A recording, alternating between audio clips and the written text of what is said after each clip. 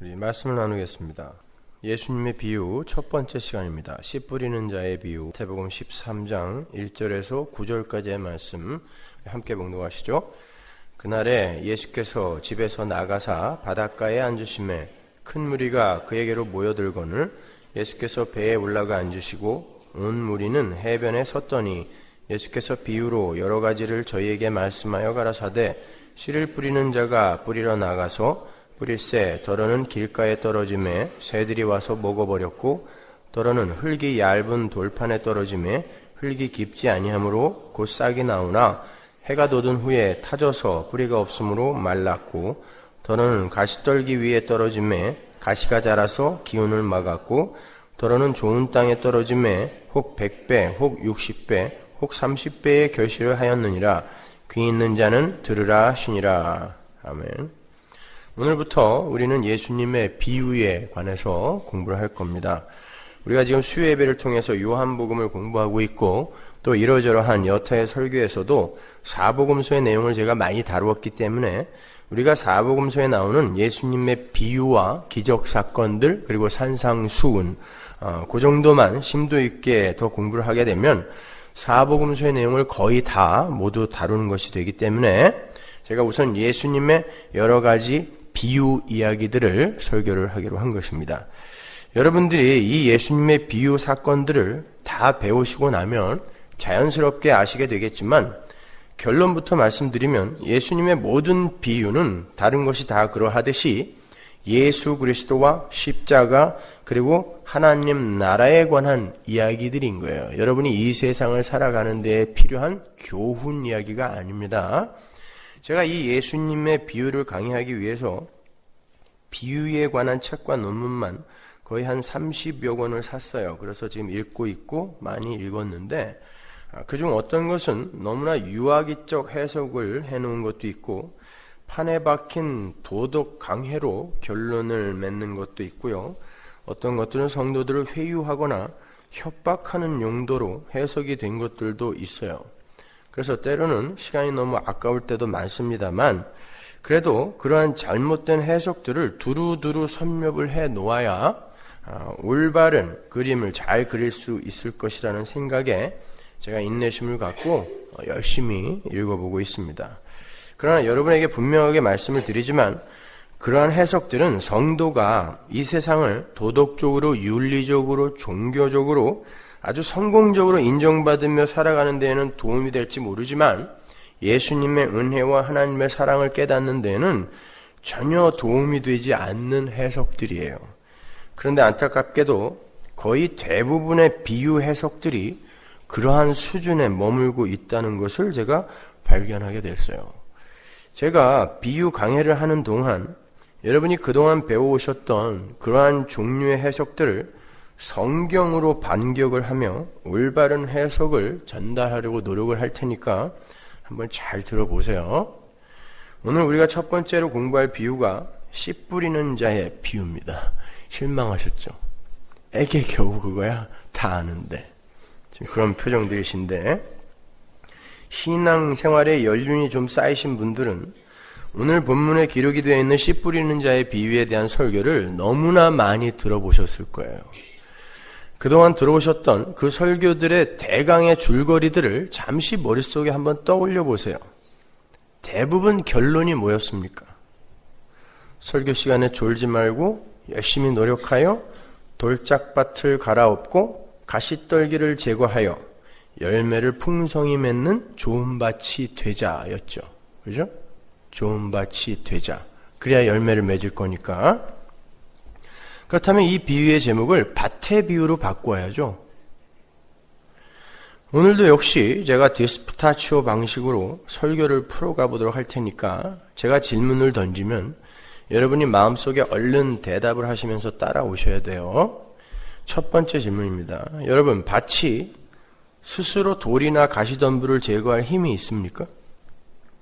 이 중에 농사를 지어보신 분들이 계실지도 모르겠는데 어느 날 농부가 씨를 뿌리러 밭에 나가보니까 밭에 돌과 가시덤불이 너무 많아서 씨를 뿌려봐야 도저히 열매를 맺을 수 없는 그런 상태였다고 해보자고요. 그때 농부가 돌아서면서 야, 너 이 상태로는 절대 열매 못 맺으니까 내일까지 그 돌들과 가시덤불들을 다 치워놔야 돼. 그러면 내가 내일 와서 다시 씨를 뿌려줄게. 그래야 열매가 맺을 거야. 이렇게 이야기했다면 여러분 배꼽을 잡고 웃으실 거예요. 그죠? 그런데도 강대상에서 목사가 그런 말을 하면 아멘으로 받습니다. 밭들에게 스스로 밭을 갈아엎어서 옥토가 되어라 라고 하는데도 그냥 그저 아멘이에요. 성경은 아담 이후로 이 세상에 태어나는 모든 인간들의 상태를 이렇게 묘사합니다. 로마서 3장 9절, 10절 보세요. 기록한 바 의인은 없나니 하나도 없으며 깨닫는 자도 없고 하나님을 찾는 자도 없고 다 치우쳐 한 가지로 무익하게 되고 선을 행하는 자는 없나니 하나도 없도다. 저희 목구멍은 열린 무덤이요 그 혀로는 속임을 베풀며 그 입술에는 독사의 독이 있고 그 입에는 저주와 악독이 가득하고 그 발은 피 흘리는데 빠른지라 파멸과 고생이 그 길에 있어 평강의 길을 알지 못하였고 저희 눈앞에 하나님을 두려워함이 없느니라 함과 같으니라. 모든 인간의 상태가 이 상태예요. 길가밭, 돌짝밭, 가시떨기의 상태입니다. 이것이 모든 인간이에요. 절대 열매를 맺을 수 없는 그런 상태. 그런데 그 불가능함과 무력함의 밭에 생명의 씨가 떨어져서 돌과 가시떨기를 부수고 찢어서 그 밭이 옥토가 되는 거예요. 그걸 구원이라고 합니다. 로마서 3장 23절 보세요. 모든 사람이 죄를 범하였음에 하나님의 영광에 이르지 못하더니 이게 열매를 못 맺는 삶이에요. 이게 돌짝밭, 길가밭, 가시떨기의 상태입니다. 그리스도 예수 안에 있는 구속으로 말미암아 하나님의 은혜로 값없이 의롭다 하심을 얻은 자, 값없이 열매 맺는 자가 되었다. 바로 이 얘기를 하고 있는 거예요. 씨 뿌리는 자의 비유는. 그렇게 우리가 아직 하나님의 원수가 되었을 때, 로마서 5장 10절, 원수가 되었을 때에 영원전에 준비된 하늘의 씨가 그 원수의 밭에 심기워져서 30배, 60배, 100배의 열매를 맺는 구원의 현실을 설명해 주는 비유가 바로 씨 뿌리는 자의 비유 속에 담긴 메시지인 거예요. 그 씨에 관한 이야기는 여러분이 정말 귀에 못이 박히게 배웠습니다. 그렇죠? 반복하고 반복해서 제가 설명해 드렸어요. 그 씨, 제라, 자손, 후손, 그 이름은 창세기 3장 15절부터 반복하여 아주 질리도록 나와요. 성경에. 그 씨가 혼돈과 공허와 어둠뿐인 길가밭, 돌짝밭, 가시떨기인 여러분 안에 심겨서 여러분이 옥토가 되는 것이지 우리가 스스로 마음밭을 갈아엎어 옥토가 되는 게 아니라 말입니다. 그걸 아르메니언주의라고 하는 거예요. 그 갈라디아 3장 16절에 보면 그 씨가 누구다? 자손, 그 씨가 누구다? 예수 그리스도다라고 바울이 명확히 설명해 주잖아요. 그 씨를 이야기하는 거예요. 그게 말씀으로 오셨잖아요. 그래서 말씀이 떨어짐에 이렇게 이야기를 하는 것입니다. 자, 좋은 밭이 되자. 그런 이야기는 성경이 이야기하고자 하는 바와 완전히 반대의 이야기를 하는 거예요. 다시 한번 말씀드립니다. 이 씨 뿌리는 자의 비유는 그 자체로 예수 그리스도의 필연성을 강조하는 복음의 메시지인 거예요. 그 자체가 복음입니다. 그래서 예수님께서도 씨 뿌리는 자의 비유를 말씀하시면서 이렇게 말씀하신 거예요. 마가복음 4장 13절. 또 가라사대 너희가 이 비유를 알지 못할진대 어떻게 모든 비유를 알겠느냐. 보세요. 씨 뿌리는 자의 비유를 옳게 이해를 하지 못하면 다른 비유들도 전혀 이해를 못한다라는 이야기예요. 그 말은 모든 비유가 다 같은 이야기를 하고 있는 건데 모든 비유가 예수 그리스도와 하나님 나라에 관한 것인데 지금 이 쉬운 이 씨 뿌리는 자의 비유가 담고 있는 그 예수와 하나님 나라에 관해서도 이해하지 못한다면 분명 너희들은 다른 비유들도 엉뚱한 도덕적 윤리적 교훈으로 오해를 할 것이다. 오해를 하고 말 것이다 라는 그런 말인 거예요. 그러니까 바로 이러한 이유에서 제가 첫 번째 비유 강해 본문을 씨 뿌리는 자의 비유로 택한 거예요. 이거 이해하면 다른 거 다 이해한다면서요. 예수님이 하신 말씀 아닙니까? 그러니까 여러분이 이걸 꼭 이해를 하고 가셔야 되는 거예요. 자, 너무 서둘러서 제가 결론으로 왔는데요. 지금부터 어떻게 그 씨 뿌리는 자의 비유가 예수 그리스도와 은혜라는 결론으로 연결이 되는지 제가 차근차근 설명해 드리도록 하겠습니다. 오늘 설교를 잘 이해하시면 다음 주 설교부터는 식은 죽 먹게요. 그러니까 정신 똑바로 차리고 한번 들어보세요. 먼저 이 씨 뿌리는 자의 비유가 나오게 된 문맥상의 배경을 봐야 되겠죠? 이 씨 뿌리는 자의 비유는 공관복음서에 공히 등장하고 있어요. 세 복음서에 다 들어있습니다. 마가복음에서는요, 예수님의 어머니와 동생들이 예수님을 찾아왔을 때 누가 내 어머니고 누가 내 고륙이냐라는 질문 다음에 이 비유가 붙어 있어요. 그리고 우리가 오늘 본문으로 채택을 한 마태복음에서도 누가 내 어머니고 누가 내 고륙이냐라는 질문 다음에 이 비유가 등장해요. 그러니까 이 씨 뿌리는 자의 비유는 누가 예수님의 진짜 가족이냐에 대한 대답으로 제시가 된 비유라는 걸 우리가 추론해 볼 수 있죠. 그리고 또 하나의 중요한 배경은 이 씨 뿌리는 자의 비유가 등장하는 장면에 세 복음서 공히 수많은 큰 무리가 예수님을 찾았다라는 사실이 배경으로 기록이 되어 있다는 거예요.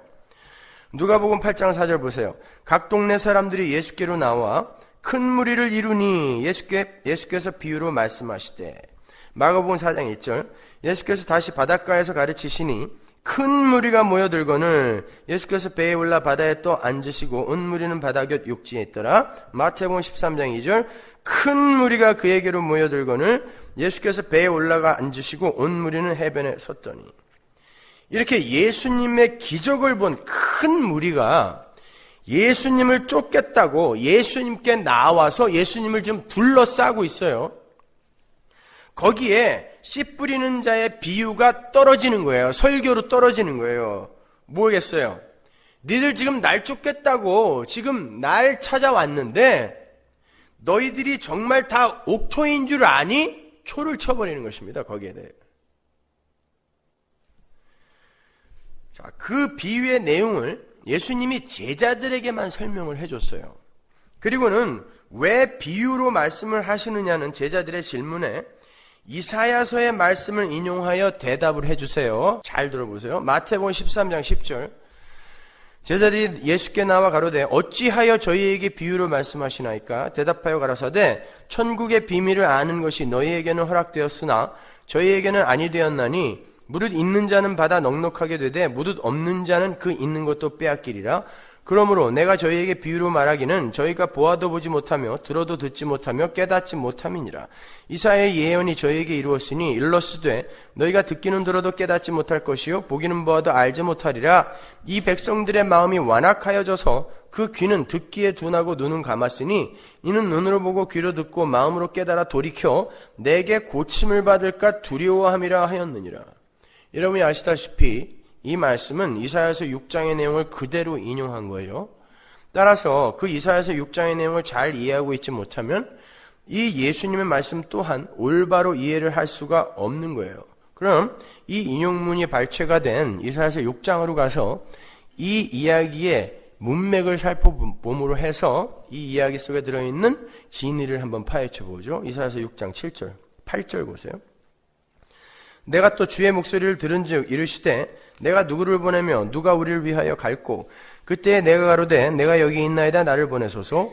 여호와께서 가라사대 가서 이 백성에게 이르기를 너희가 듣기는 들어도 깨닫지 못할 것이요 보기는 보아도 알지 못하리라 하여 이 백성의 마음으로 둔하게 하며 그 귀가 막히고 눈이 감기게 하라. 염려컨대 그들이 눈으로 보고 귀로 듣고 마음으로 깨닫고 다시 돌아와서 고침을 받을까 하노라. 내가 가로되 주여 어느 때까지니까? 대답하시되 성읍들은 황폐하여 거민이 없으며 가옥들에는 사람이 없고 이 토지가 전폐하게 되며 사람들이 여호와께 멀리 옮기워서 이 땅 가운데 패한 곳이 많을 때까지니라. 그 중에 10분의 1이 오히려 남아있을지라도 이것도 삼키운 바 될 것이나 밤나무 상수리나무가 배임을 당하여도 그 그루터기는 남아있는 것 같이 거룩한 씨가 이 땅의 그루터기이니라. 우시야 왕이 죽던 해에 우시야 왕은 굉장히 아주 좋은 평가를 받은 그런 왕입니다. 그 우시야 왕의 사촌이 이사야예요. 그래서 이사야는 왕족이었어요. 대단한 벼슬을 하고 있던 사람인데 하나님한테 붙들리는 바람에 아주 그냥 개고생만 하다 죽은 사람이에요. 그 이사야가 슬픔에 잠겨 있어요. 그런데 그 이사야에게 하나님의 영광이 나타나서 네가 나를 위해 백성들에게로 가라라고 명령을 해요.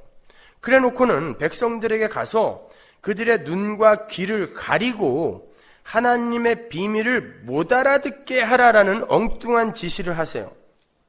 바로 그 임무를 예수님이 맡아가지고 내려오셨다라는 거죠. 그러니까 오늘 비유에서 예수님이 그 말을 끄집어다가 쓰시지 않습니까?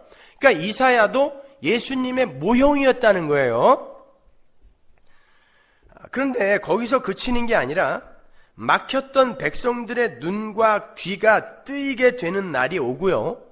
황폐해졌던 성읍이 이제 회복이 되는 날이 온다는 희망의 약속이 함께 주어졌는데 13절을 보시면 거룩한 씨가 오실 때에 성읍이 회복이 되고 막혔던 백성들의 눈과 귀가 뚫린다라고 이야기를 해요. 거룩한 씨, 그루터기인 예수, 그 씨가 오실 때에 비로소 눈과 귀가 뚫리고 황폐한 광야가 회복이 된다라는 거예요. 그 거룩한 씨는 당연히 예수 그리스도를 말하는 거죠. 그런데 그 거룩한 씨인 예수가 오늘 그 큰 무리 가운데 오셨단 말입니다. 근데도 왜 그들이 못 알아듣냔 말이에요. 근데도 왜 그들이 딴소리를 하냔 말입니다. 여러분, 예수 그리스도의 오심이란 하나님의 은혜로 유효적 부르심, 효과적 부르심 있죠. 그냥 일반적인 부르심 말고 유효적 부르심, 효과적 부르심, 선택, 예정, 그 안에 들어있는 이들, 거기에 참여한 자들에게만 해당되는 거예요. 그들에게만 예수님이 가세요. 예수님의 오심은 그들에게만 적용이 돼요. 그들의 눈과 귀만 열려요. 그들이 바로 교회이고 오늘 본문에서는 12사도로 모형으로 그려지고 있는 거예요. 그래서 그들만이 예수님에게 해설을 전해 듣고 그들이 이해를 하게 되는 것으로 그려지고 있는 거예요. 물론 그들도 이해를 못했어요. 그러나 성경은 항상 교회에게 어떤 메시지를 준다는 거 잊지 마세요. 이 시점에서 제자들이 알아들었냐 못 알아들었냐 이거는 무의미한 논쟁인 거예요. 제자들이 언제 예수를 믿게 됐는지 그걸 왜 알고 싶어 하세요, 여러분이. 성경이 교회에게 하고 싶은 말만 알아들으시라 말입니다.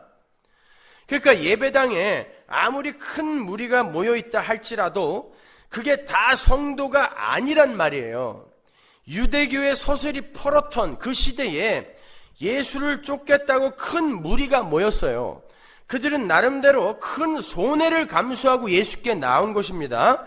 그런데 예수님은 그들 앞에서 씨 뿌리는 자의 비유를 말씀하심으로 해서 이곳에 모인 대부분은 다 가짜다라고 선언을 해버리시는 것입니다.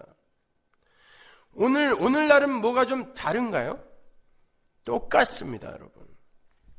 예수를 믿는다고 예배당을 가득 메우고 있는 사람 중에 정말 하나님 나라의 비밀을 올바로 깨닫고 진정으로 하나님을 예배하기 위해 앉아있는 사람들 드물어요. 그저 자기의 소원이나 이루고 문제나 해결받기 위해 앉아있는 이들이 대부분이라는 것입니다. 주님은 단호하게 말씀하세요. 그들은 아니다 라고 이야기하는 거예요. 오직 당신이 뚫고 들어가서 눈과 귀를 열어놓은 말씀을 알아듣는 복음을 알아듣는 그들만이 그 당신의 택한 백성들만이 당신의 가족이요 참 성도라는 것을 밝히는 거예요. 그래서 누가 내 어미이고 누가 내 고륙이냐 그 뒤에다가 이걸 딱 붙여놓는 것입니다. 하나님의 복음을 알아듣는 이들이 우리 가족이라니까요. 그럼에도 불구하고 사람만 많이 모으면 장땡이라는 식, 꽁 잡는 게 매라는 식의 그런 말상으로 좋은 교육 프로그램, 멋진 예배당 지어놓고 요즘은 뭐 예배당이 전도한다면서요? 그렇게 해서 사람들 많이 모아놓으면 뭐 할 건데요? 맨 가짜들 모아놓고 뭐 할 건데요? 그런 식으로 교회 크게 만드는 거 아닙니다, 여러분. 하나님의 말씀을 알아듣는 이들이 모여야 돼요. 우리 교회도요, 2달 만에 새 가족이 60명이 늘었는데 여러분 그것이 기쁘십니까? 저는 그렇게 믿고 싶어요. 그분들이 정말 올바른 말씀을 잘 알아듣고 말씀에 갈급하여 오셨다라고 믿고 싶어요. 그렇지만 사람이 많이 온 것으로 여러분이 기뻐하시면 안 됩니다. 그걸 부흥이라고 하지 않아요. 부흥은 눈과 귀가 막혀서 말씀을 못 알아듣던 이들의 눈과 귀가 뚫리는 일을 부흥이라 그래요. 우리 안에 필요 없는 거, 하나님 앞에서 절대 잘라져 나가야 하는 것들이 하나님의 말씀에 의해 박살이 나는 걸 리바이벌, 부흥이라고 한다니까요. 그러니까 창세기에서부터 약속이 된, 아니 영원 전부터 약속이 된 그 거룩한 씨가 은혜로 침공에 들어오기 전에는 이 세상 어느 누구도 모두 돌짝밭이요 길가밭이요 가시떨기일 수밖에 없다는 거예요. 그게 뭐죠? 열매 못 맺는 흙. 죽은 흙, 지난주에 제가 말씀드린 죽은 흙이라는 거예요. 그들은 아무 때나 똥구덩이나 지옥에 넣어도 아무 할 말 없는 거예요. 죽은 흙이니까. 그걸 열매 맺지 못하는 땅, 밭으로 다시 다른 그림으로 한번 더 설명해 주는 것 뿐이에요. 조금 더 구체적으로 제가 설명을 해드릴게요. 구약 성경에서 가시떨기와 돌짝밭은 항상 하나님의 저주의 상태를 가리키던 것들이었고 광야의 상태를 가리키던 소품이었어요.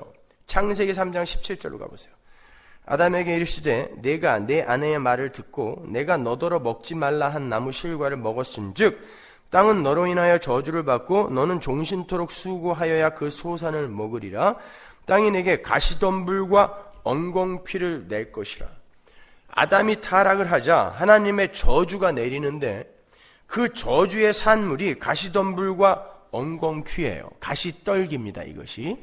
그러니까 땅이 저주받은 이후로 이 세상이 내어놓는 모든 소산, 모든 추수, 과학, 문명, 교육, 이런 모든 소산이 다 뭐다? 하나님과 관계없이 인간들이 내어놓는 그런 멋진 세상의 힘들이 다 뭐예요? 가시덤불과 엉겅퀴라는 거예요, 그것이. 근데 하나님과 아무 관계도 없이 그런 것들을 많이 끌어모으는 걸 복이라고 한단 말입니다. 그건 가시덤불과 엉겅퀴, 저주를 쌓는 거라니까요.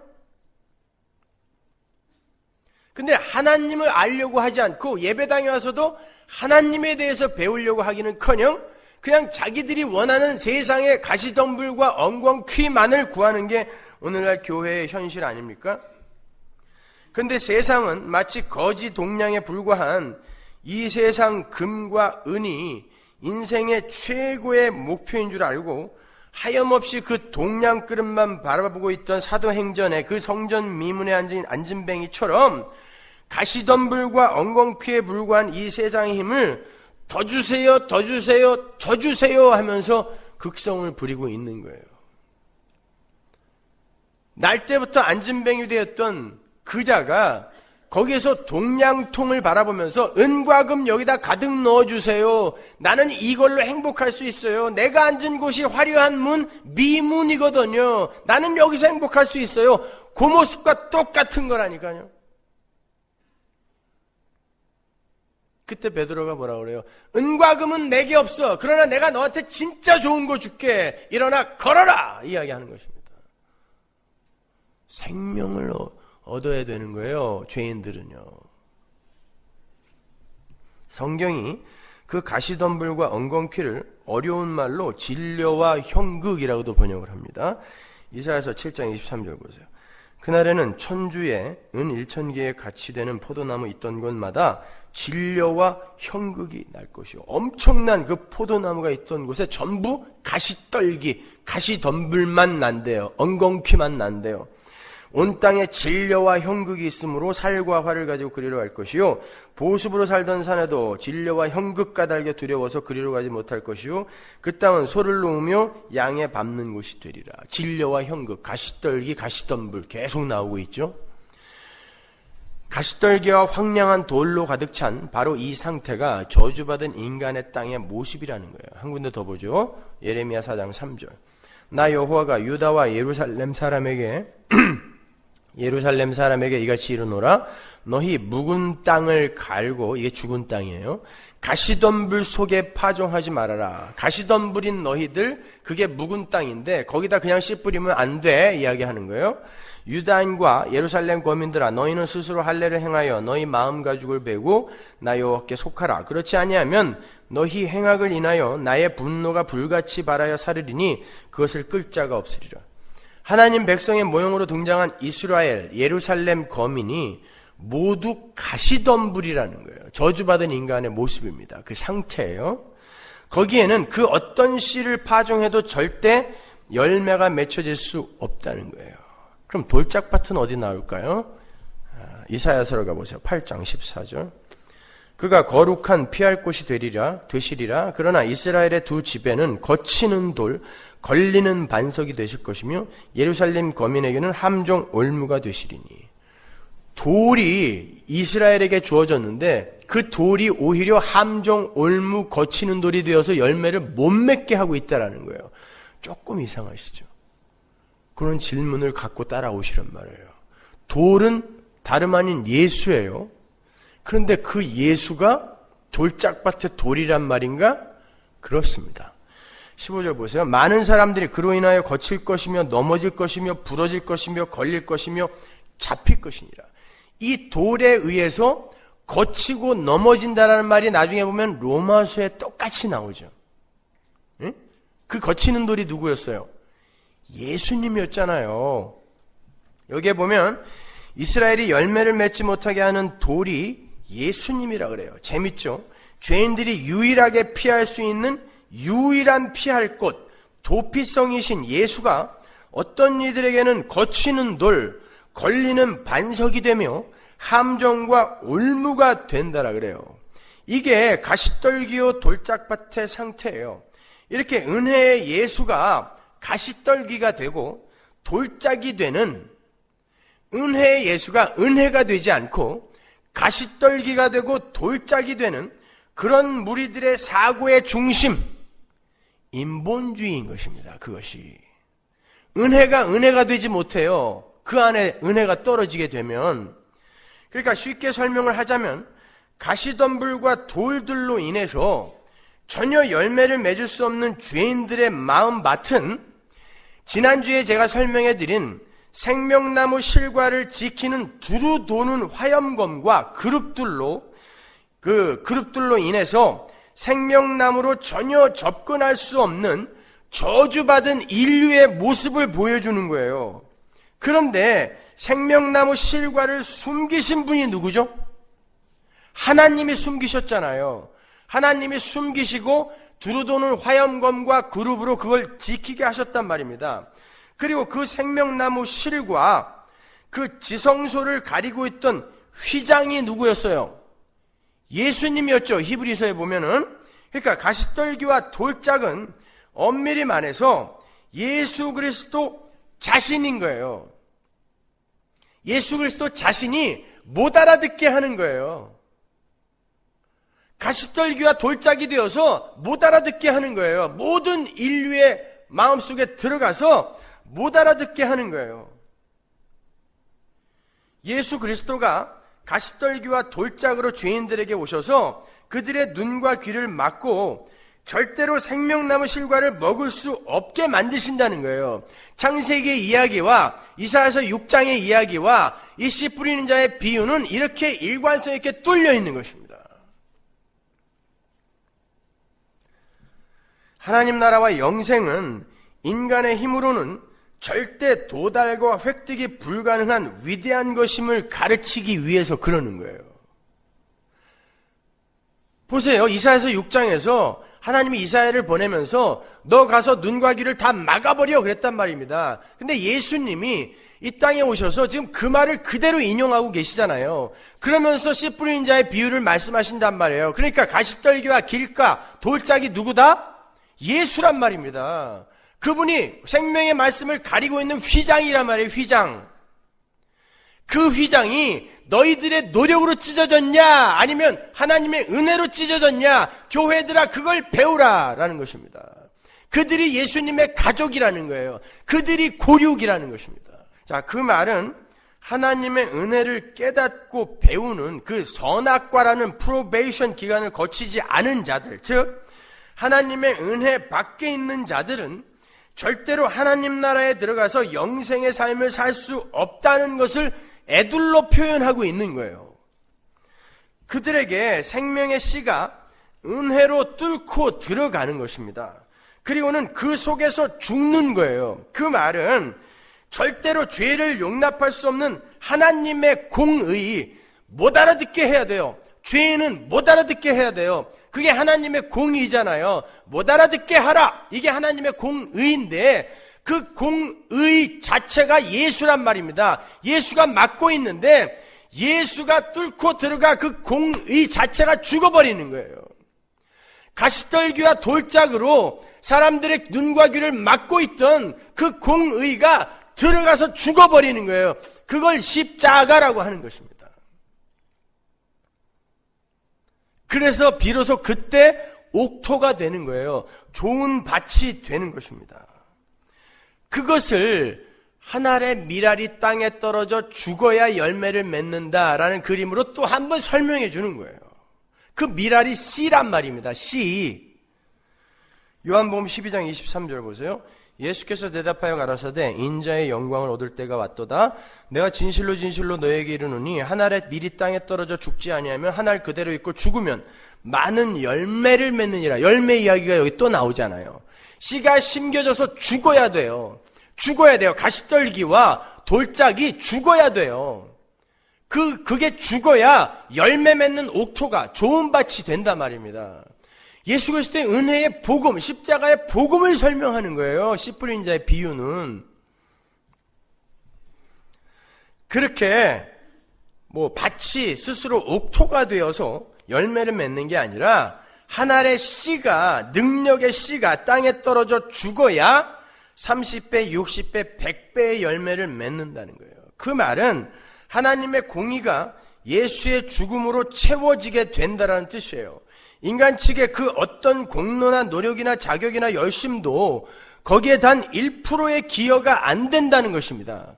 우리는 그렇게 하나님의 은혜의 씨에 의해서 열매 맺는 하나님 백성들이 되는 거지, 우리 스스로 우리의 가시덤불과 돌짝들을 제거해서 하나님 나라 백성들이 되는 게 아니라는 것을 보여주는 거예요. 그들이 바로 하나님 나라 가족이며 골육이라는 거예요. 아무리 큰 무리가 모여있다 해도 난 절대 너희들에게 내 몸 의지하지 않을 거야. 예수님이 반복하여 말씀하시죠. 그래, 아무리 많이 모여있다고 하더라도 난 너희 칭찬 안 해. 왜? 너희들은 예수를 보고 온 게 아니라, 진리를 보고 온 게 아니라 떡 달라고 온 거니까. 너희들은 내 가족 아니야 말씀하시는 거예요. 예수님은 당신의 육적 어머니, 육적 형제들을 바로 그 씨 뿌리는 자의 비유 앞에서 부정해버리심으로 말미암아, 누가 내 어머니냐? 그건 예수님이 불효자라서 무례해서 그렇게 말씀하신 거 아니에요. 교회에게 뭘 설명해주기 위함이에요. 누가 내 어머니냐? 누가 내 형제야? 라고 이야기하심으로 해서 하나님 백성들의, 하나님 나라 백성들의 조건과 자격을 단호하게 규정시켜버리는 거예요. 그 혈통이 품고 있는 업적이나, 인간 측에서의 업적이나 열심이나 노력이나 재산이나 지위나 훌륭한 인품, 도덕적 성취, 학식이나 깨달음, 그 어떤 것도 하나님 나라 백성됨의 손톱만큼도 기여를 할 수 없다라는 걸 그 작은 에피소드를 통해 먼저 보여주는 거예요. 그게 예수인 나, 하나님인 나의 육적 어머니 형제라도 그건 아무짝에도 쓸모없는 것이다 라고 이야기하는 거예요. 그게 쓸모없는데 무엇가 하나님 앞에 우리의 조건과 자격으로 드려질 수 있겠습니까? 없단 말입니다. 따라서 여러분은 착하게 살아서 업적 많이 쌓아서 천국 가는 거 아니에요. 그거는 정말 자식 잘 되기를 사람답게 키우기 위해 학교 보냈더니 우리 엄마 아버지 도와준다고 학교 안 가고 나가서 껌 팔아온 놈이랑 똑같은 거예요. 졸업식 때 갔더니 애가 한 5,000원 들고 교문 앞에 서 있어. 뭐냐 너? 자신네 학교 안 다니고 엄마 아버지 도와주려고 6년 동안 껌 팔았어요. 그건 죽죠, 그냥 거기서. 근데 예배당에서 그 짓들을 하고 있단 말입니다. 뭔가 하나님께 자기가 보답을 한대요. 그리고 그 일이 하나님께 자격과 조건으로 받아들여질 거라고 생각하고 있는 것입니다. 그걸 자기 의라고 한단 말이에요, 여러분. 그러한 복음의 현실을 사도 바울이 호세아서와 이사야서를 동시에 인용을 해서 이렇게 설명을 해요. 로마서 9장 25절. 호세아 그래도 이르기를 내가 내 백성 아닌 자를 내 백성이라. 내 백성 아닌 자가 뭐죠? 가시떨기 돌짝밭. 내 백성이라. 이게 뭐예요? 옥토. 사랑치 아니한 자를 뭐예요? 가시떨기 돌짝밭. 사랑한 자라 부르리라. 이게 복음입니다. 사랑받는 자가 되어지는 게 아닙니다. 그냥 돌짝이고 가시떨기인데 하나님이 뚫고 들어가서 사랑하는 자로 만들어 버리는 거예요. 너희는 내 백성이 아니라 한 그곳에서 로암미 너희가 살아계신 하나님의 아들이라 부름을 얻으리라 함과 같으니라. 어떻게 더 명확히 설명을 해줘요. 또 이사야가 이스라엘에 관하여 외치되 이스라엘 뭇자손의 수가 비록 바다의 모래 같을지라도 나오죠. 큰 물이 남은 자만 렘넌트만 구원을 얻으리니 12명 12제자 주께서 땅 위에서 그 말씀을 이루사 필하시고 끝내시리라 하셨느니라. 또한 이사야가 미리 말한 바 만군의 주께서 우리에게 씨를 남겨두시지 아니하였다면 우리가 소돔과 같이 되고 고모라 같았으리로다 함과 같으니라. 수많은 큰 무리 중에 남은 자가 돌아왔는데 그 남은 자가 스스로 뭔가를 해서 돌아온 거예요? 씨 때문에 돌아왔단 말입니다. 씨 때문에. 돌짝밭, 길가밭, 가시떨기가 씨가 심겨지니까 옥토가 되어 남은 자, 렘넌트들이 되더라는 거예요. 그걸 복음이라고 하는 것입니다. 예수를 쫓겠다고 수많은 자들이 모였어요. 그런데 그중 남은 자들에게만 복음의 비밀이 전해져요. 그 남은 자들의 모형으로 12제자가 등장하는 거예요. 나머지는 전부 그냥 길가밭, 돌짝밭이요 가시떨기라는 거예요. 그런데 남은 자들은 자신들의 노력이나 열심, 자격, 조건을 근거로 남겨진 게 아니라 하나님에 의해 남겨진 거란 말입니다. 그들은 원래 내 백성이 아닌 자, 사랑치 아니한 자, 즉 죽은 흙에 불과한 자들이었는데, 죽은 땅에 불과한 자들이었는데 하나님이 남기시니까 거룩한 씨에 의해서 옥토가 되어 내 백성, 내가 사랑하는 자로 남겨지는 거예요. 정리가 되세요? 그러나 하나님의 거룩한 씨가 심겨지지 않은 자들은 어떻게 되죠? 오히려 예수라는 가시덤불과 돌짝에 의해서 멸망의 자리로 가게 되는 거예요. 그게 은혜 밖에 있는 자들이에요. 화염검과 그룹으로 그냥 갇혀 있어요. 그들에게는 못 알아먹어요. 못 알아먹어요.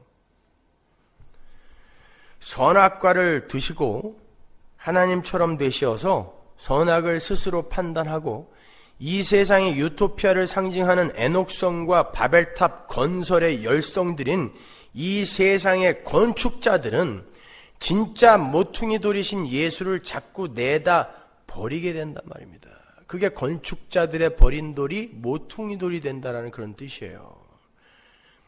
예수가 들어오셔야 예수가 막아놓은 화염검과 그룹, 즉 가시떨기와 돌짝이 제거가 돼요. 그런데 자꾸 그 예수를 내다버리고 올무와 거치는 돌에 여전히 눌려 있는 거예요.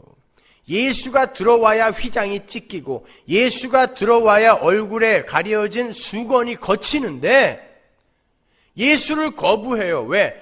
자존심 상한다는 거예요. 나도 선악과 먹고 하나님처럼 되어 있는데 왜 내가 아무런 무력한 자로 인정이 돼야 되고 폭로돼야 되며 왜 내가 은혜만을 바라야 돼?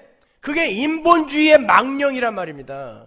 그들이 바리새인이었어요. 왜 내가 예수만 믿어야 돼? 나도 제사 잘 지내고 있고 율법 잘 지키고 있고 착한 일 열심히 하고 있는데 왜 내가 예수만 믿어야 돼? 이게 가시떨기입니다. 이게 돌짝밭이에요. 이게 길가밭인 거예요. 로마서 9장 30절 보세요. 그런즉 우리가 무슨 말하리요? 의를 좇지 아니한 이방인들이 의를 얻었으니 곧 믿음에서 난 의요. 의의 법을 쫓아간 이스라엘은 법에 이르지 못하였으니 어찌 그러하뇨? 이는 저희가 믿음에 의지하지 않고 행위에 의지함이라 부딪힐 돌에 부딪혔느니라. 돌짝밭에 돌이 여기 나오잖아요. 기록된 바 보라 내가 부딪히는 돌과 거치는 반석을 시온에 두노니, 맞죠?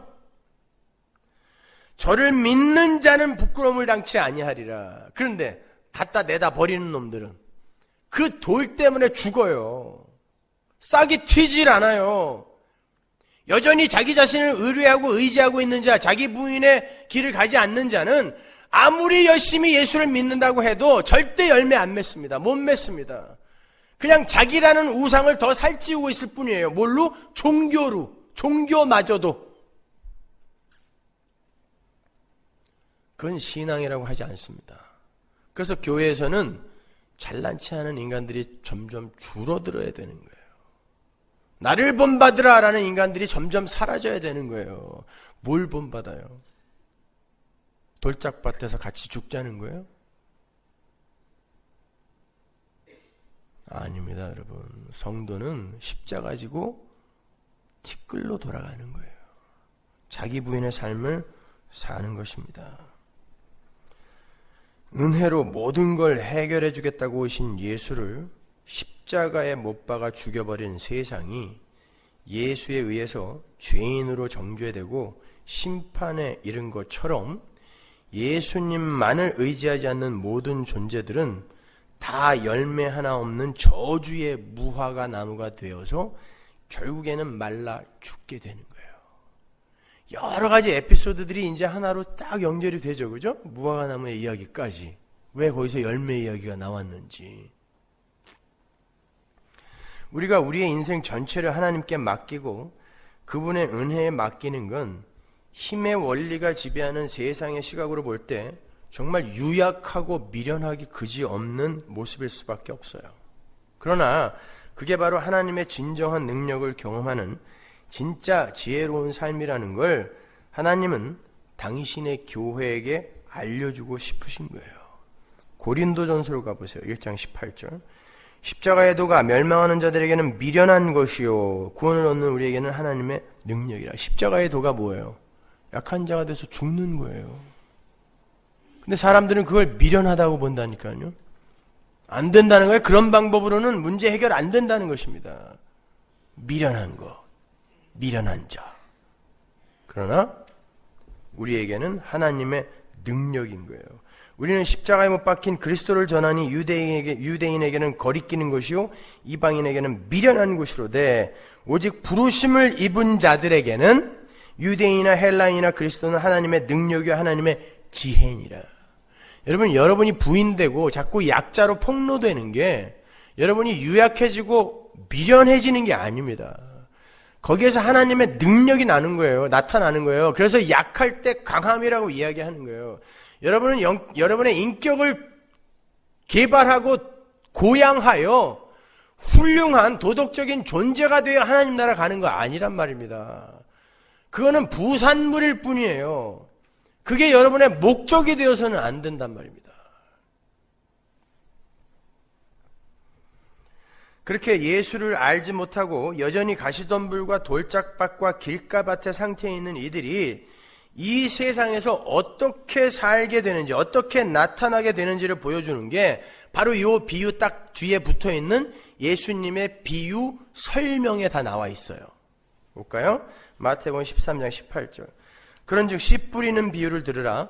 아무나 천국 말씀을 듣고 깨닫지 못할 때는 악한 자가 와서 그 마음에 뿌리운 것을 빼앗나니 이는 곧 길가에 뿌리운 자요 돌밭에 뿌리었다는 것은 말씀을 듣고 즉시 기쁨으로 받되 그 속에 뿌리가 없어 잠시 견디다가 말씀을 인하여 환난이나 핍박이 일어나는 때에는 곧 넘어지는 자요 가시떨기에 뿌리었다는 것은 말씀을 들으나 세상의 염려와 죄리의 유혹에 말씀이 막혀 결실치 못하는 자요 좋은 땅에 뿌리었다는 것은 말씀을 듣고 깨닫는 자니 결실하여 혹 100배 혹 60배 혹 30배가 되니라 하시더라. 예수님께서 길가밭, 가시떨기, 돌짝밭의 상태를 설명해 주는데 먼저 길가밭은 천국 말씀이 떨어지게 되면 악한 자가 와서 그 말씀을 얼른 빼앗아가는 상태라고 이야기를 해요. 예전에 어떤 부흥사가 길가밭을 설명하면서 설교 시간에 조는 사람을 예로 들었어요. 말씀이 떨어지는데 마귀가 졸음을 주어서 말씀이 하나도 귀에 못 들어가도록 미혹한다는 거예요. 그러니까 절대 졸지 말라는 거예요. 졸음이 오면 이쑤시개를 갖고 눈꺼풀을 찔르래요. 그리고 이렇게 커튼처럼 이렇게 쳐놓으래요. 천막처럼. 피곤하면 졸 수도 있는 거죠. 여러분, 예수님이 고작 설교 시간에 졸지 말라는 말씀을 하시기 위해서 이런 비유를 드셨겠습니까? 그렇다고 대놓고 졸고 그러지 마세요. 길가밭의 상태는 그런 정도를 이야기하는 게 아니에요. 더 심각한 상태를 이야기하는 것입니다. 그 상태를 잘 표현해주는 예가 창세기에 나와요. 창세기 19장 12절. 그 사람들이 롯에게 이르되 이 외에 내게 속한 자가 또 있느냐? 내 사위나 자녀나 성중에 내게 속한 자들을 다 성 밖으로 이끌어내라. 그들에 대하여 부르짖음이 여호와 앞에 크므로 여호와께서 우리로 이곳을 멸하러 보내셨나니 우리가 멸하리라. 롯이 나가서 그 딸들과 정혼한 사위들에게 고하여 이르되 여호와께서 이 성을 멸하실 터이니 너희는 일어나 이곳에서 떠나라 하되 그 사위들이 농담으로 여겼더라. 계시가 떨어졌는데 어떤 이들은 농담으로 여기더라는 거예요.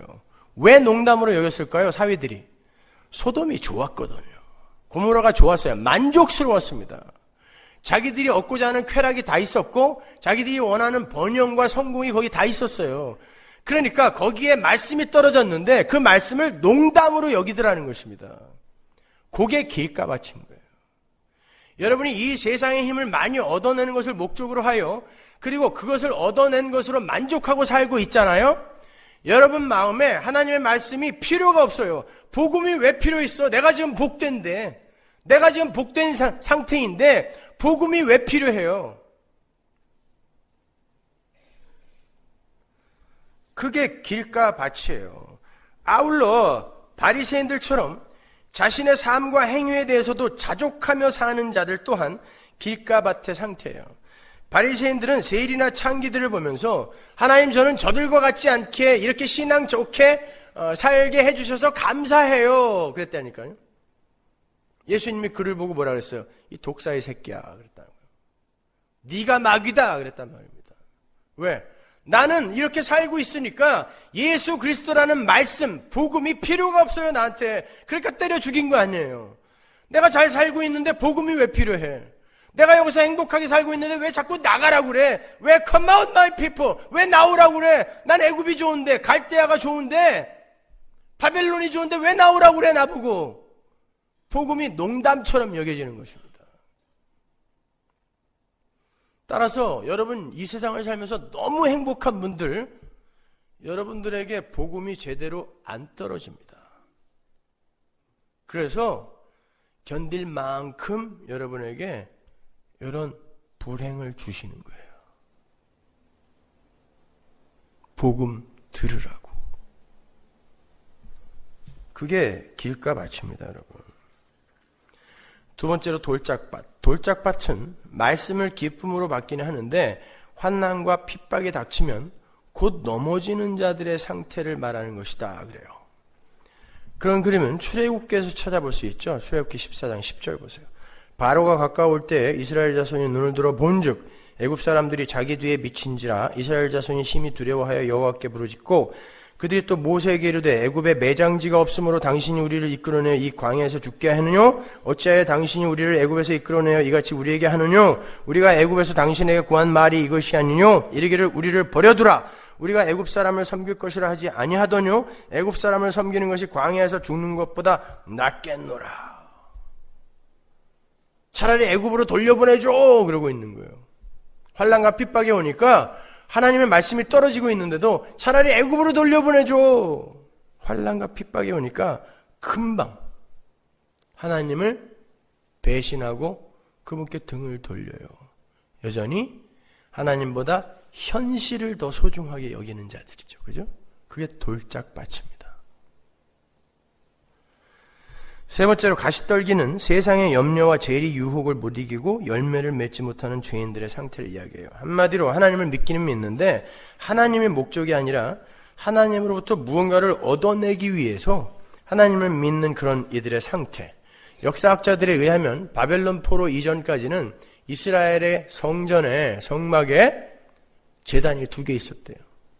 실제로 발굴을 해보니까 하나님을 그렇게 열심히 섬긴다고 하는 인간들이 제단을 2개를 두고 섬겼더라는 것입니다. 하나는 하나님께 드리는 제단, 하나는 하나님이 안 주는 것을 얻어내는 바알에게, 아세라에게 분양하던 제단 2개가 있었어요. 그래서 예수님이 재물과 만몬과, 그 바알이잖아, 아세라잖아요. 만몬과 하나님을 어떻게 동시에 섬기니 도둑놈들아 말씀하신 거예요. 그러니까 하나님이 바벨론 포로 70년 확 보내버렸어요. 그때 이후로 그 나머지 제단이 없어졌습니다. 그건 안 된다는 거예요. 그게 바로 하나님을 버린 거예요. 하나님도 섬기고 세상의 힘도 섬기고 그게 버린 거란 말입니다. 그건 하나님 예수 믿는 거 아니에요, 여러분. 역시 영원한 하나님 나라보다는 이 세상 것에 집착하고 있는 인간 군상들의 모습이죠. 이 세 가지 밭이 전부 뭐예요? 하나님처럼 되겠다고 선악과 따먹은 아담인 것입니다. 이것이. 그리고 그 상태로는 절대 천국 못 들어간다가 생명나무를 화염검과 그룹으로 감추어둔 상태예요. 그 상태. 그 상태는 멸망이라는 것입니다. 근데 내가 너희에게 뚫고 들어와서 너희 눈과 귀를 열었다. 이 말씀 하시는 거예요. 교회들아, 내가 너희들의 눈과 귀를 열었어. 너희들도 그렇게 멸망돼야 돼. 죽은 흙이니까, 열매 못 맺는 죽은 흙이니까. 그러나 내가 은혜로, 오직 은혜로 너희들의 힘 하나도 도움받지 않고 오직 은혜로 너희들에게 뚫고 들어와 너희들에게 새 생명을 주었어. 근데 너희들 공로 아직도 자랑할 거야? 묻는 거예요. 하나님 나라 가서는 그래서 우리는 이 사실을 다 깨닫고 그냥 하나님 말씀에 죽으라면 죽는 예수 그리스도의 십자가의 순종의 삶을 살게 되는 거예요. 그래야 그 나라에 모반과 반역이 없을 거 아닙니까? 그거 배우고 가시면 되는 거예요. 하나님 나라 가면 그냥 영원히 할 그 착한 일, 그거 몇 개 여기서 더하고 오라고 여러분 인생에 보낸 거 아니란 말입니다. 그런데 중요한 건 그 위에 세 가지 밭의 모습이 우리 속에 그대로 다 들어있다는 게 문제예요. 아닙니까? 그 세 가지 밭의 모습이 우리 속에 너무나 풍성이 넘치고 있지 않아요? 솔직해지잔 말이에요, 우리끼리니까. 여러분은 때때로 여러분이 너무 행복해지면 하나님의 그 복음이 저만치 물러가는 그런 경험을 합니다. 야, 지금도 좋은데 무슨 복음이 무슨 필요야. 길가밭이잖아요. 환난과 핍박이 오면은 도대체 내가 당신한테 얼마나 희생을 했는데 나에게 이렇게 대우를 하냐고 하나님께 삿대질도 해요. 돌짝밭이죠. 경제 환경이 좋을 때는 예수님을 잘 믿는 것 같았는데 쫄딱 망했어요.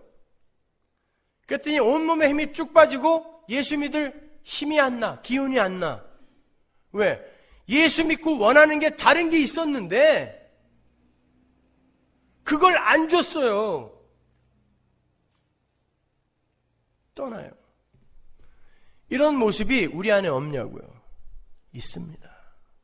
들키지 않았을 뿐이에요. 여러분이 연극을 열심히 잘하고 있을 뿐이지 우리 마음속에는 전부 그 마음이 들어있어요. 그러면 우리가 뭐가 옥토예요, 이게? 옥토 아니잖아요, 지금. 우리는 길가밭이고 돌짝밭이고 가시떨기예요, 지금요. 이 세상에 무슨 좋은 밭이 있어요. 그리고 좋은 밭이 되었다고 해도 바로 그 밑에 알곡과 가라지에 비유해 보면 그 좋은 밭에 알곡이 맺혔는데 그 밭에 마귀가 와서 가라지를 뿌리고 가요. 그런데 하나님이 놔둬라 그래요. 그러면 가라지가 함께 자라는 밭이 좋은 밭입니까? 아니잖아요. 그럼 이 세상에 좋은 밭은 있다 없다? 없습니다. 단 하나도 없어요. 예수를 믿는 사람도 완전한 좋은 밭일 수는 없습니다. 왜 하나님은 우리 성도를 좋은 밭이다라고 말씀하시고는 여전히 길가와 가시떨기와 돌짝밭의 모습을 그냥 놔두고 지켜보시는 걸까요? 너희들의 실체를 올바로 직시하라는 거예요. 그리고 너희들 안에 심겨진 그 생명의 위대함을 보라는 거예요. 그래서 우리 안에서 자꾸 우리의 길가됨과 돌짝밭됨과 가시떨기됨을 폭로시키는 거예요. 너희들은 죽은 흙이야. 근데 너희 안에 그 새 생명이 너희를 살려내는 거야. 생각해 보세요. 밭에 생명이 있어요? 씨의 생명이 있어요? 밭에 생명이 있어요? 누가 밭 그랬어 지금? 씨의 생명이 있죠. 밭에 무슨 생명이 있어요? 에? 처음부터 다시 해야 되겠네요. 생명은 밭에 심겨지는 씨에 있는 거죠. 우리는 우리의 밭을 갈아서 옥토로 만드는 걸 신앙생활의 목적으로 삼는 게 아니에요.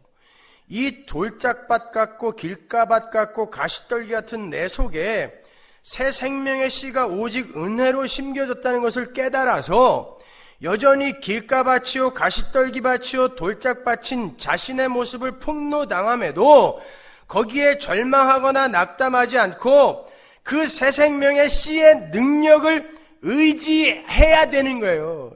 그럼에도 불구하고 내 안에는 새 생명이 있고 반드시 내 안에서는 열매가 맺히고야 말 거라는 믿음으로 은혜의 십자가를 꼭 붙드는 걸 옥토라고 하는 거예요. 그게 여러분이 이 세상에서 맺는 열매예요. 그게 자기 부인의 열매, 십자가 지는 삶의 열매인 것입니다. 그들이 이제 마지막 날에 반드시 옥토로 완성이 되어서 30배, 60배, 100배의 열매를 맺는 자들이 되는 거예요. 누구에 의해서? 예수에 의해서. 근데 이 세상 속에서는 내 안에 들어있는 게 너무 많기 때문에 이걸 자꾸 하나하나 비워가고 폭로당함으로 말미암아 내가 싹 비워지고 예수로 가득 차게 될 때 거기서 진짜 예수의 열매, 갈라디아서 5장 22절 성령의 열매, 소유격이 아니라 주격이라 그랬죠. 성령이 맺으시는 열매가 나타나는 거란 말입니다. 그래서 복음이에요. 여러분에게 열심히 밭 갈아엎어서 옥토대라고 하면 그게 무슨 복음입니까? 충노동이지. 돼요? 안 되는 걸 어떻게 하려고 그래요? 얼마나 갈아엎으려고 애써봤습니까? 이번 주부터는 절대 우리 남편한테 바가지 긁지 말아야지. 그날 저녁에 반죽이잖아요. 옥토 안 돼요. 여러분 안에 있는 예수가 여러분을 옥토로 만드시는 것입니다. 우리를 예수 안에 넣어서 이 세상의 풍랑 위를 걷는 자로 만들어 주셨으면서도 이 세상의 풍랑 속에 그대로 놔두시면서 너희들은 풍랑을 딛고 일어선 방주 안에 들어있는 성도야, 이걸 경험하게 해주시는 것처럼 옥토로 이미 만들어 놓고 길가밭, 돌짝밭, 가시떨기의 삶을 경험하게 해주시는 거예요. 그럼에도 너희 안에 들어있는 새 생명이 너희들을 완벽하게 완성해내고 말 거야. 이걸 우리에게 가르쳐 주시는 것입니다. 따라서 세상은 가시떨기와 돌짝으로 인해서 멸망에 처하게 되지만 우리 성도는 우리 안에서 폭로되는 가시떨기와 돌짝의 모습을 통하여 한 발짝 더 예수님의 은혜 뒤로 숨게 되는 거예요. 그게 남은 자고 자기가 부인되어져 가는 그런 그 성도의 삶이며 그게 바로 30배, 60배, 100배의 열매를 맺는 삶인 거예요. 여러분, 우리는 우리 스스로 그렇게 옥토가 될 수 없어요. 여러분 안에 있는 예수를 붙드세요. 은혜 속으로 자꾸 숨으시란 말이에요. 그렇게 하나님께서 구원받은 옥토들에게 길가밭의 상태와 돌짝밭의 상태와 가시떨기의 상태를 계속 경험하게 해주시는 이유가 씨 뿌리는 자의 비유 바로 밑에 붙어있는 알곡과 가라지의 비유의 메시지로 들어있는 거예요. 그래서 그 비유가 같이 붙어있는 것입니다. 마태복음 13장 29절을 보면 하나님께서 가라지들을 그냥 놔두라고 하시는 장면이 나오는데 거기 중요한 단어가 나오니까 한번 보고 가죠. 주인이 가로되 가만두어라. 가라지를 뽑다가 곡식까지 뽑을까 염려하노라. 가만두어라. 이 실레고라는 단어가 허락하다, 용납하다, 용서하다 라는 뜻이 포함된 단어예요. 가라지는 가만두어라. 허락해라, 용서해라, 용납해라. 뭐를? 가라지를. 왜? 너희들이 나중에 알곡으로 추수가 되기 위해선 그 가라지가 뽑히면 안 된대요. 그러니까 성도들 알곡의 인생 속에서 가라지가 꼭 있어야 돼요, 없어야 돼요? 가라지가 뽑히면 같이 뽑혀 죽는다니까 있어야 된다는 거죠. 왜 그 가라지를 심어놔요? 우리의 인생에, 이 세상에 왜 하나님이 가라지를, 죽은 흙들을 왜 허락하십니까? 우리의 거룩, 성도의 성숙을 위해서. 가라지들은 뭐 하는 데 쓰이는 거예요?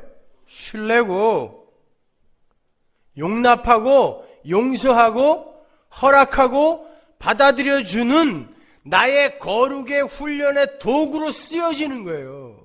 마찬가지입니다. 내 마음속에 있는 길가밭, 돌짝밭, 가시떨기의 그 상태 또한 나의 그 은혜 속에서 온전히 완성될 성도인 나의 그 완성에 필요한 것이라 놔두는 거예요. 그러나 내 안에 들어있는 그 생명의 씨는 반드시 너희들을 알곡으로 추수해내고야 만다. 이게 씨 뿌리는 자의 비유입니다. 이게 알곡과 가라지의 비유인 거예요, 여러분. 그래서 하나님이 새 언약에서 내가 너희들에게 새 마음을 준다 이야기하는 거예요. 새 마음 준다. 마음 밭을 새 마음으로 바꿔준다는 거예요. 근데 그 온전한 새 마음이 되기 위해선 여러분의 그 전 마음이 어떤 마음이었는지를 이 땅에서 처절하게 경험하고 가셔야 돼요. 그래야 그 새 마음이 얼마나 소중한지를 알죠. 그래서 길가밭, 돌짝밭, 가시떨기의 그 옛 마음을 여러분이 아주 뼈에 사무치게 경험하고 가셔야 돼요. 여러분이 가끔 실수하고 좌절하고 절망할 때, 실패하는 삶을 살 때 하나님 앞에 너무 죄송하죠. 그리고 그 삶이 행복하지도 않아. 잠깐 쾌락을 맛봤는데 그것 때문에 몇 달, 몇 년을 죄책감으로 고생해요. 책지적 죄책, 벌치적 죄책은 사망, 그건 없어졌지만 책지적 죄책이라는 게 우리에게 남아있어요. 책지적 죄책이라는 건 그 일을 저질름으로 말미암아 내 안에 들어있는 그 내 안에 남아있는 그 괴로움, 고통스러움, 성도에게만 있는 그걸 왜 남겨두셨겠냐고요.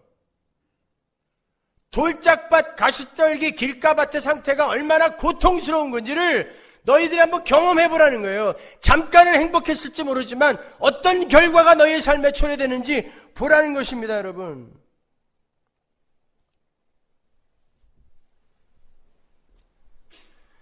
자, 그렇게 우리의 인생 속에 가라지들이, 길가밭, 돌짝밭, 가시떨기들이 우리의 완성을 위해 소품으로, 하나님의 도구로 쓰여지고 있습니다. 그 상황 속에서 여러분은 예수를 붙드셔야 돼요. 십자가를 붙드셔야 돼요. 그래서 예수와 십자가를 배우고 또 배우고 또 배우셔야 돼요.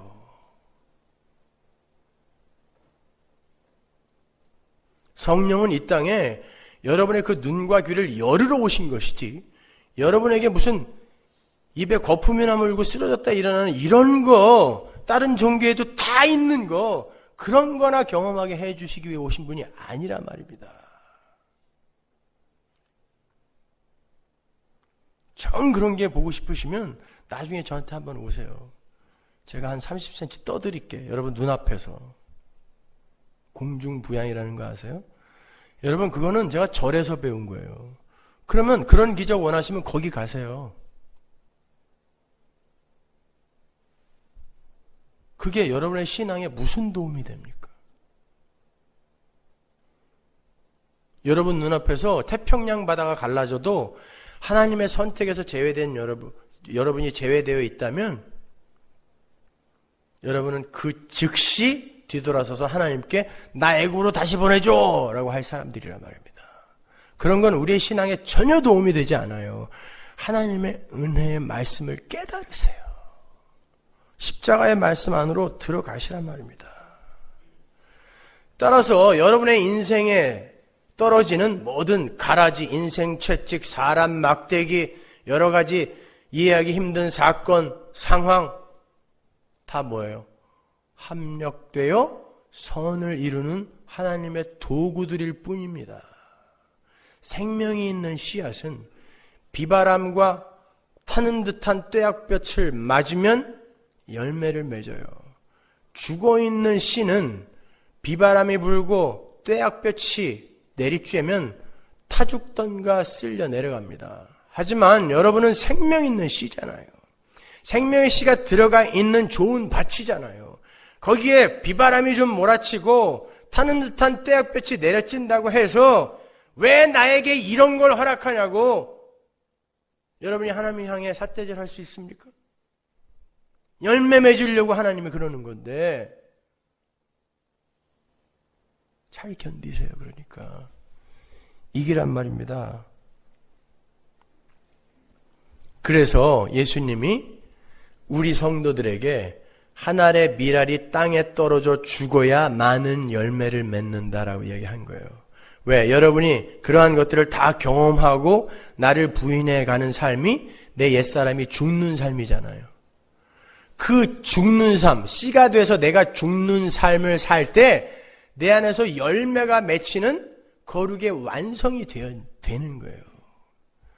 참 많이 했네요. 오늘 여러 가지. 다 연결이 되세요, 여러분? 성경은 그렇게 재미난 거예요. 무슨 사회 개혁을 하고 좋은 일 하면서 착한 일 하면서 잘 살자? 누굴 위해서? 자기 가치 향상을 위해서. 그게 죄라 말입니다. 아니요. 그런 건 자기가 부인되어지면 당연히 하나님 사랑과 이웃 사랑으로 격발되게 되어 있어요. 그때까지 가만히 있으세요. 좀 참아주세요. 그 홍해 앞에서 이스라엘이 야 애굽으로 차라리 돌아가자. 죽을 데가 없어서 우리가 여기까지 와서 죽냐? 야 돌아가자 모세야. 그랬을 때 모세가 뭐라 그랬어요? 야 이놈들 열심히 가르쳐야 되겠네 이거. 야 니들 마음밭을 다시 갈아엎어야 되겠다. 이랬습니까? 너희는 가만히 있어. 주가 하나님됨을 알지어다. 너희는 가만히 있어. 주가 하나님됨을 알지어다. 촛불 들고 나가서 사회개혁하려고 하지 말고 가만히 있어. 주가 어떻게 이 세상을 이끌어가는지 니들이 한번 봐라. 그리고 너희들 마음속에 정말 하나님의 백성으로서 해야 할 일이 눈앞에 보이거든. 그때 겸손하게 숨어서 해라. 그게 우리 안에 있는 예수가 드러나는 진짜 선인 거예요. 뭘 그렇게 할 일들이 많아요, 이 시대의 교회는.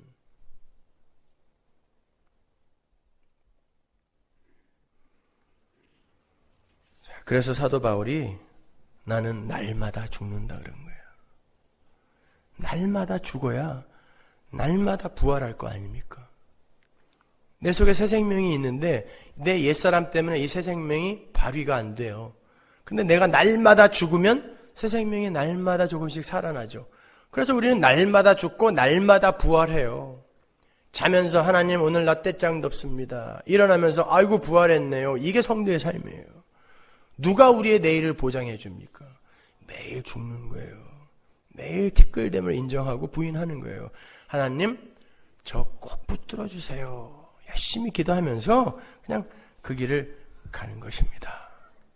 여러분의 열매가 뭐라고요? 자기 부인과 십자가예요. 그리고 여러분의 삶에 나타나는 티끌됨, 돌짝밭, 가시떨기 길가밭의 모습, 가라지됨의 모습, 그 속에서 열심히 폭로당하시고 여러분의 실체를 폭로당하시고 거기에서 예수의 십자가를 더 굳게 붙드십시오. 그게 착한 삶이고 열매 맺는 삶이에요. 씨 뿌리는 자의 비유 이해가 가셨죠?